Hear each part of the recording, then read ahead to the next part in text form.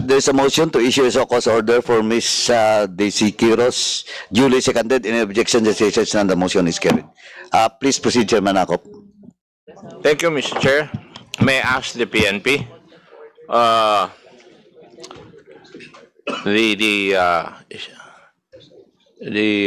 Shall we say, police commander of Mexico and the CIDG, have you designated a team to look for Mr. Roy Gomez?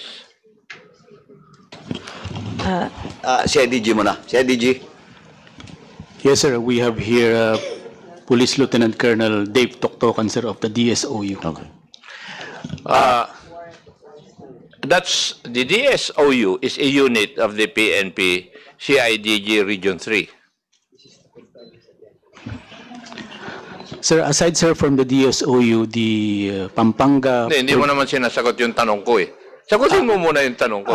The DSOU operates nationwide, sir. Nationwide. Yes, sir. So you're representing CIDG Camp Crame. Yes, sir. Huh? Yes, sir. Yes. Now, who is the head of the team that was designated to look for Mr. Roy Gomez? Sir, it is the DSOU, sir. CIDG. Sino siya? Police Lieutenant Colonel Dave Toktokan, sir. How many men do you have in your unit? Magdahan-dahan ka, iho, dahil pwede rin kitang i-move to cite you in contempt for not doing your job. Okay.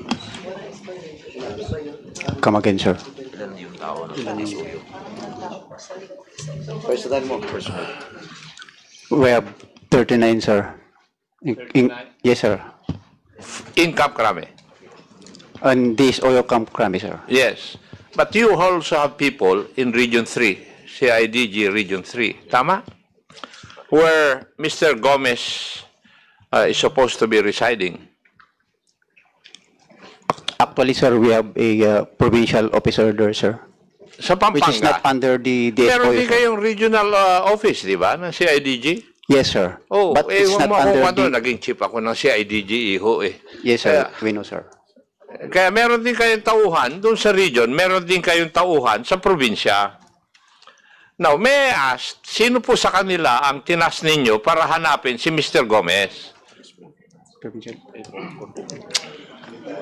Yes, sir. Yes, sir. The provincial officer of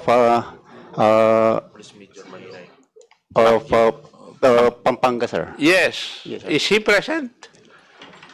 No, Your Honor, sir. Oh, so in other words, you put it upon yourself, the task for locating Mr. Gomez.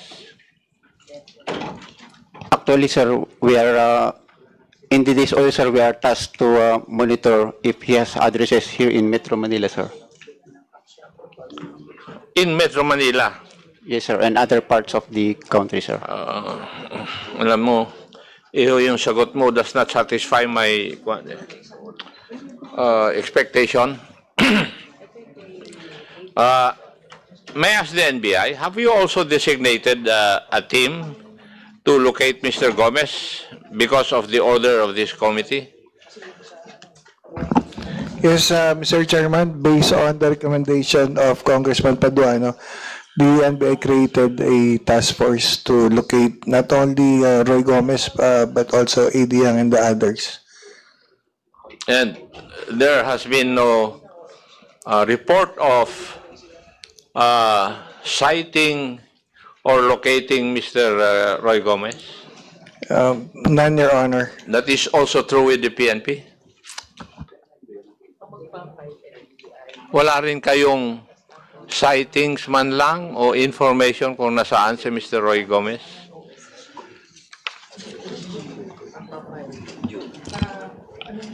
Actually, sir, we have received information, sir, that he is still in Mexico, Pampanga, sir. Okay.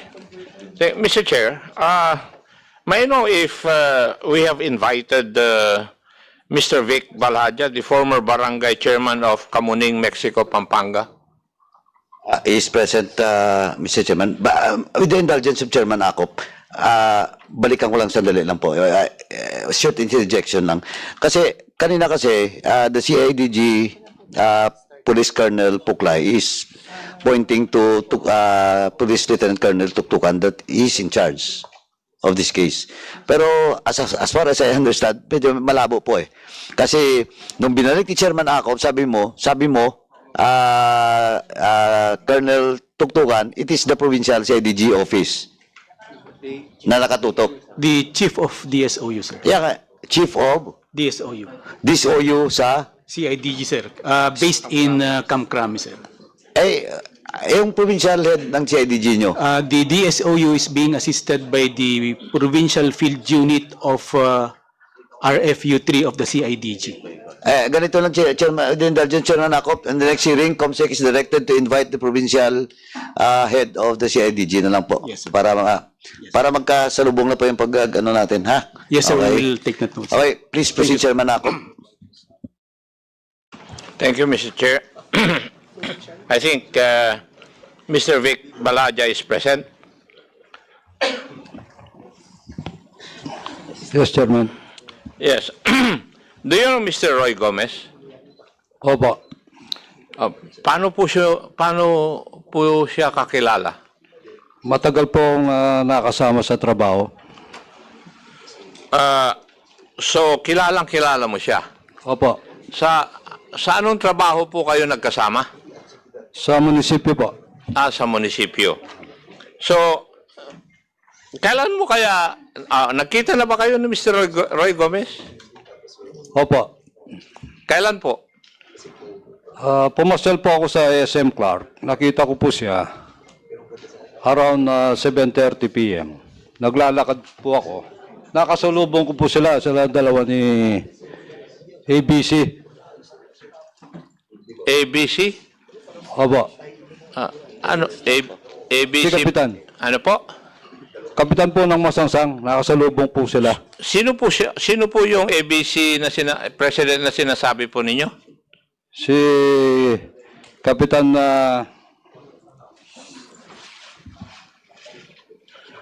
Terence Napaw. Terence Napaw. Nandito rin ba ngayong araw na ito si Mr. Terence Napaw? Nandito po ba siya? Nandito po. So, kilala mo rin po siya? Opo, kilalang kilala. Nakakasama ko po ang kapitan yan eh. Ngayon, Mr. Balahadja, alam niyo po ba na may arrest warrant na galing sa committee na ito, si Mr. Roy Gomez? Sa totoo po noon, hindi ko alam na may warrant. Pero nung pagkalipas ng ilang araw o isang linggo, doon ko po nalaman. Wala akong alam na ganun siya may warrant nga siya. Pero nakitang-kita ko sila, naka-face mask pa silang dalawa eh. Okay. Now, may I ask Mr. Terence Napaw, totoo po ba yung sinasabi ni Mr. Balahadja na nakita kayo, nakasama mo si Mr. Roy Gomez sa SM Clark? Nandun po ako sa SM Clark po, pero hindi ko po siya nakita. At hindi rin po ako naka-face mask nung time po na yun, Your Honor. Kasama mo si Mr. Gomez? Apo, nagkita po kami sa mall, sir. Nagkita kayo. Mr. Roy Gomez. Alam nyo rin po ba, Mr. Napaw, na mayroong arrest warrant si Mr. Roy Gomez? Ang alam ko po, Your Honor, meron po siyang contempt order po dito, sir. Kung may contempt order siya, so may arrest warrant po siya. Okay po. Tama po ba? Apo. Yun po yung pagkaintindi nyo. Basta't may contempt order, may arrest warrant. Kasi ang tanong ko, alam nyo po ba kung may arrest warrant si Mr. Gomez? And sabi nyo, alam nyo may contempt order. Kasi pag may contempt order, nag-i-issue kami ng arrest warrant. Okay po. Yun ang pagkaintindi nyo rin. Apo. Aha. Ngayon, matanong po kita, kayo po ay presidente ng ABC Opo, sir. sa Mexico, Pampanga. Yes po. And as such, kayo po ay government official. Opo. Alam nyo na may arrest warrant si Mr. Tumang, bakit hindi nyo siya dinala sa amin o sa police? Sir, nung pong nagkita kami sa SM Clark po, sinabihan ko po siya, sabi ko, bakit hindi ka mag-attend sa hearing? Kasi hinahanap ka na po sa hearing, sabi ko po sa kanya. Okay. ang tanong ko po bakit hindi nyo pa siya dinala sa police? Alam nyo palang may arrest warrant And you are a government official, the head of the Association of Barangay Captains. Hindi po ba dapat obligasyon po ninyo bilang isang government official na dapat dinala nyo si Mr. Roy Gomez sa police? Hindi ko po kasi masyadong alam yung pagka meron po siyang contempt order, meron po siyang warrant of arrest, Your Honor. Tinanong ko na sa iyo, pinaliwanag ko na sa iyo kanina yan kaya nga sinabi ko na pag may contempt order, may arrest warrant. Tinanong ko kung alam mo. Opo. Tapos ngayon, ginagawa mong depensa. Kasi nung una po, di ko po kasi alam. Ngayon ko lang po nalaman pagka meron po siyang contempt order, meron po siyang warrant of arrest. Ngayon nyo lang nalaman na may contempt order siya? Hindi po. I mean po, alam ko po na meron siyang contempt order, pero hindi ko po alam na meron siyang warrant of arrest, Your Honor. Hindi tayo nagkaintindihan siguro kanina. Ang sabi ko sa inyo, kung naintindihan nyo, pag nabigyan ng isang tao rito ng contempt order, ang susunod po doon ay may arrest warrant. Opo, ngayon ko lang po nalaman yung ganun, Your Honor. Ganun, okay. Opo, sorry po.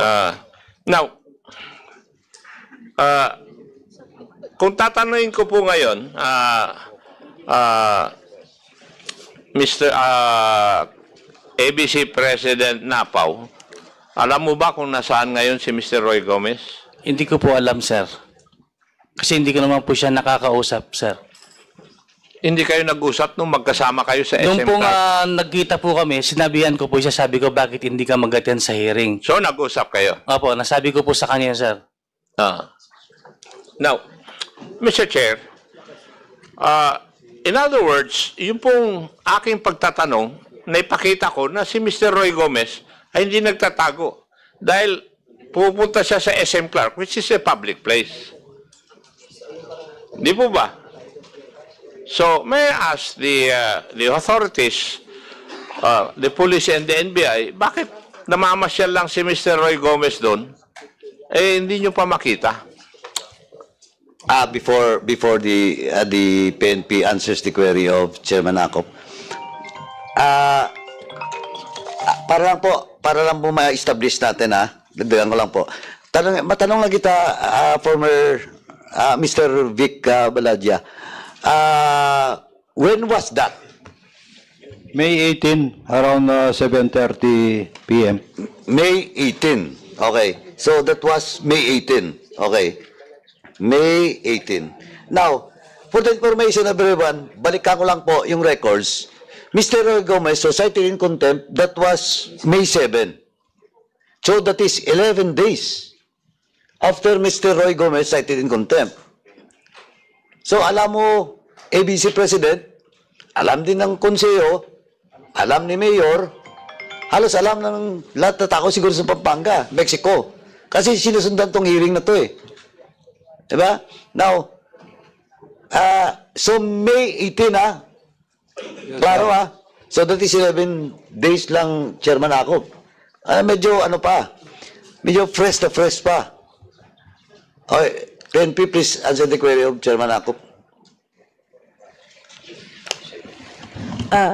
Your Honor, for the Mexico po, we received the orders po, sir, through email, sir, on May 27, 2024 po, sir. Right after that, sir, we coordinated with the barangay and we already conducted monitoring at the residence, sir, 24 hours sir, actually po, sir. Then, from there, sir, nakita po namin there is a difference from the time na wala pa po siyang contempt order and during that time na meron na po, sir. Yung front gate, yung entrance and back gate po nila, sir, they already placed sheets, sir. Sheets, sir, sa front and the entrance nila, sir. Then, CCTVs were already installed within their premises. And also, sir, during our monitoring dun, sir, sa area, may Grab po kasi, sir, na nag-deliver. Then, we hold the Grab driver, sir, and asked kung ano po ang mga order, sir. And we found out, sir, that only medium-sized pizza and pepperoni po, sir, yung order. That's all po, sir.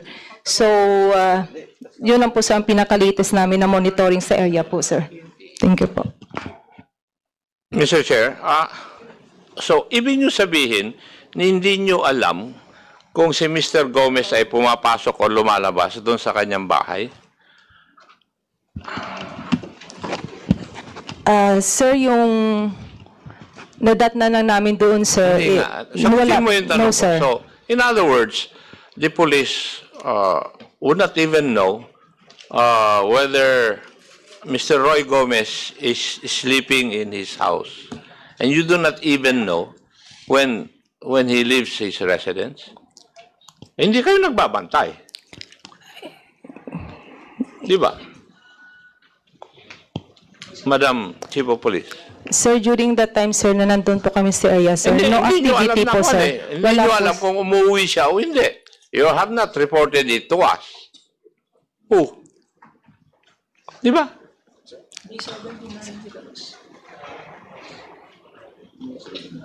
Madam Chief of Police, kasi kung talagang pinahanap ang isang tao, sa CIDG, merong, ewan ko kung existing pa, may tracker team kayo na dinidesignate para doon sa mga tao na kailangan namin dito eh.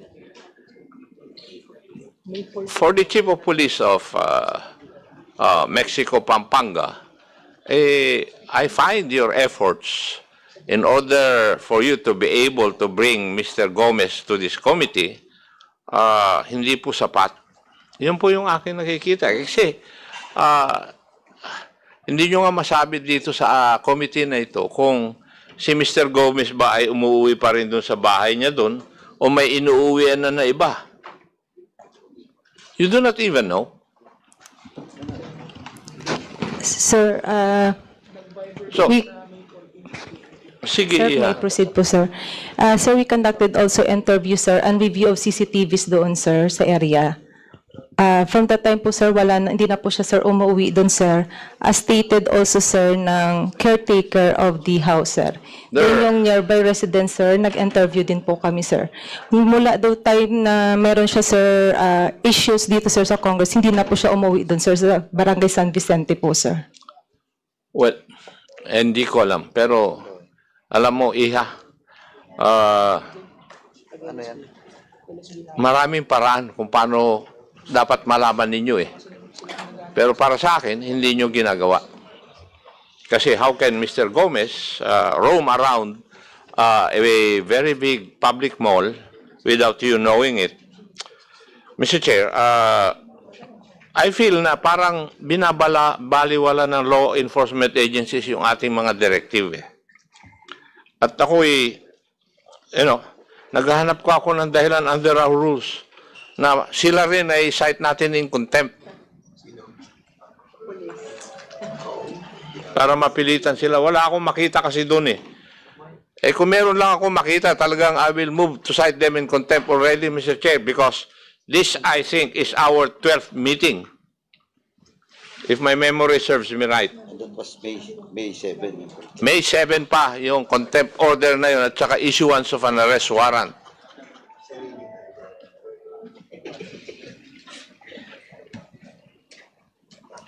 Thank you, Mr. Chair. Thank you, Chairman Akop. PNP, you better shape up on the next hearing, no? I will not anymore argue with regards to the May 7 because alam ko, Captain Alburo, kung kailan mo natanggap yung contempt order at saka detention, that is not May 27. And it was, sa inyo, sa stasyon. Pero sa kanya, 1 week after, nung May 7. I will not anymore believer on that, but I hope in the next hearing, may progress na po, no? To satisfy not only Chairman Akop, but of course the members of this committee. Mr. Chair, Yes, Chairman Dan. if I may, in relation to what Congressman Akop were asking, PNP, did our Sergeant at Arms coordinated with you with regards to this issue?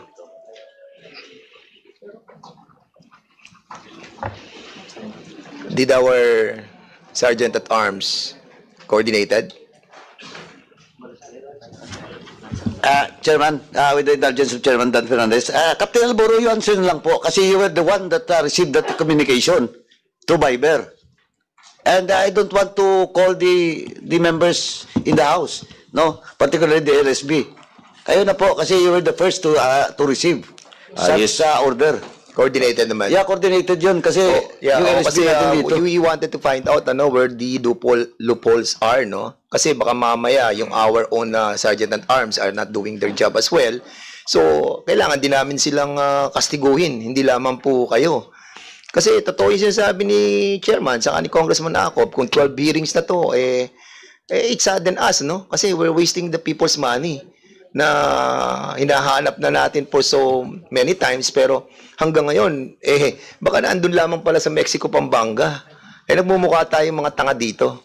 So, I hope that this will clarify everything. The next time around, you do your job, we do our job.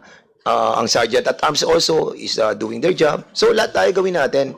Kasi itong ginagawa po natin, hindi naman po para sa atin lang to, para sa ating lahat.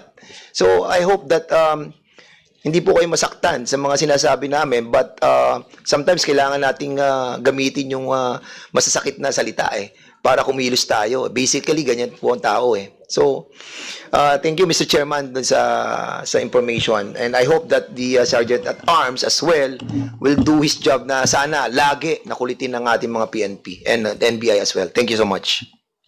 Captain Alboro? Yes, ma'am. Good morning. This representation is assuming temporary chairmanship of the committee hearing. In view of the manifestation of Kong Dan Fernandez, I wish to move in my capacity as member that we issue the necessary warning to the PNP of Pampanga for the purpose of implementing the arrest warrant issued against this resource speaker / respondent. Mr. Chair, I lament that the apparent disobedience of these people to the order issued by the committee undermines the constitutional power of the Congress. So, I wish to make the PNP realize about the necessity of exhausting all remedies to make sure that we implement the arrest warrant. With that, Mr. Chair, I move that we issue the necessary warning to the PNP of Pampanga, both the municipal police station and the provincial police office, for the purpose of implementing the warrants issued to these people. Mr. Chair, I wish to solicit as well the help of the media. We're always on TVs, we're always on social medias. Paki-include po yung pictures ng ating mga respondents na ipinapatawag dito sa committee hearing, because I honestly believe that with their pictures shown publicly, it will employ pressure on them to obey to the orders of this committee. Mr. Chair. Is that a motion? Yes, Mr. Chair. There is a motion duly seconded by Chairman Dan Fernandez in the eviction. The chair is none. The motion is carried. COMSEC, it is directed to prepare the letter addressed to PNP. And of course, the request to the media. Yes, Chairman. Mr. Chairman, just may I request for a 1-minute suspension? 1 minute suspension, Mr. Baladja. in that particular date, that was, she have said, that was May 18, 11 days after the contempt order was issued to Mr. Roy Gomez President's Committee, sino pa po yung kasama ni, wag ka muna, ikaw na lang, I just want to test your, your cooperation. ABC President, who is with you during the time? Kami lang po magkasama dahil nga po Hindi, sandali. Tinatanong lang kita. Apo. O diretso po, sino kasama mo doon? Ikaw lang at saka si Roy? Ako lang po nagpunta doon sa SM dahil Hindi, tanong ko sa iyo, nung nagkita kayo ni Roy, sino kasama mo? ako lang po, sir. Ikaw lang? Apo. So, wala kang iba kasama? Wala po. Nung moment na nag-uusap kayo ni Roy, wala kang kasamang iba? Wala po, sir. Wala kang nakita ng iba? Wala po. Panindigan mo yan? Opo. Dahil bumibili lang po ako ng bread talk nung time na yon, sir. Okay. Mr. Baladya, Sir Chair. sino pa yung kasama na nakita mo Sino pa ang kasama ni Roy Tumang? Roy Gomez. Nung nakasalubong po sila ang dalawa, sir. Dalawa na sila. Sila ang dalawa. Sinong dalawa? Si Mr. Roy, saka si ABC. Wala nang iba. Wala eh. I have never seen somebody else. Wala, Nakasama Mr. ni Roy? Chairman. Wala po. At least klaro Okay, so wala. So those information gathered by the chair is not true. Okay. So dalawa lang. Roy Gomez and the ABC President. Okay. Opo. Okay, now, ABC President, don't you know that you're violating the internal rules of this committee for not even bother to report? Kahit sa pulis po. Actually, sir, hindi ko po alam na ganun po. Pero nung time po na nagkita kami ni Sir Roy Gomez, sabi ko po sa kanya, sabi ko, bakit hindi ka mag-attend sa hearing? Hindi. Ang tinatanong ko, but you didn't bother to report it to kahit sabi mo kay Mayor o kaya di kaya sa pulis. Sorry po, hindi ko po kasi naisip yun, sir. Because, alam mo, you're violating the section for contempt, paragraph E o paragraph F. And it is, alam mo, 10 days na detention maximum dito sa House. Undue interference. Sorry po, Your Honor. Nagkamali po ako. I just want to warn you. Sorry po, sorry po. O ngayon, alam mo ba kung saan si Roy Gomez? Hindi po, sir. Kasi di ko naman po siya nakakausap, sir. Since when? When was the last time nakausap mo Nung siya? nagkita lang po kami, sir, doon lang po kami nagkausap talaga. Over the phone? Wala po. Wala. Hindi kayo nagtatawagan? Hindi po. Okay. Yung address daw. Alam mo. Opo, alam ko po yung address niya, Anong sir. address niya? Alam mo. Hindi ko po alam yung number ng bahay nila, pero yung barangay po niya, alam ko, sir. Other residences or places? Wala. Office? Wala po. Properties? Wala po. Okay. So, any more from the members? Mr. Chair? Yes, I Vice Chair. just want to clarify from Mr. Alex Tumang. Yun po bang pagkikita nyo ni Napaw? Yun po bang pagkikita nyo ni Roy Gomez?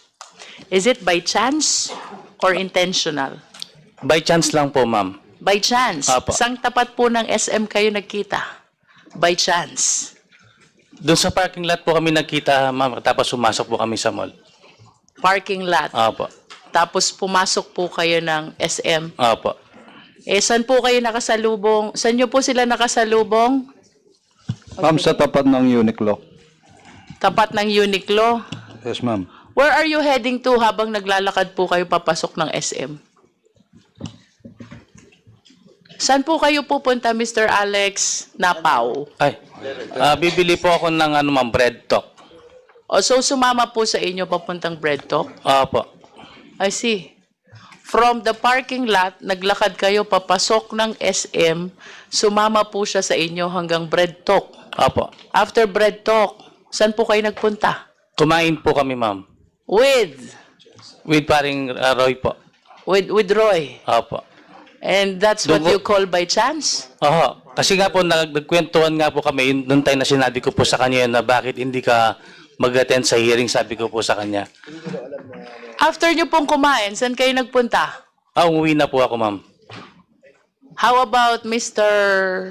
Roy Gomez? Hindi ko na po alam, ma'am, kasi may sasakyan po ako. Did you know kung siya'y nagpaiwan o umalis na din? Naghiwalay na lang po kami doon, ma'am. Okay. Kanina po you said sa parking lot kayo nag-meet. Opo. May sasakyan din ho ba siya?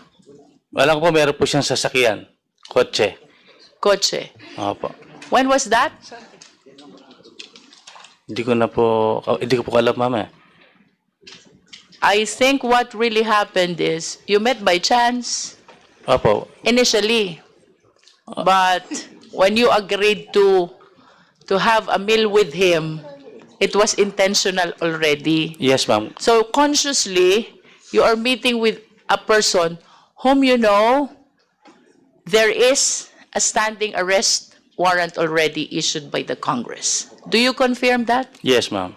Thank you, Mr. Chair. That's all, Vice Chair. Thank you. Thank you, Vice Chair.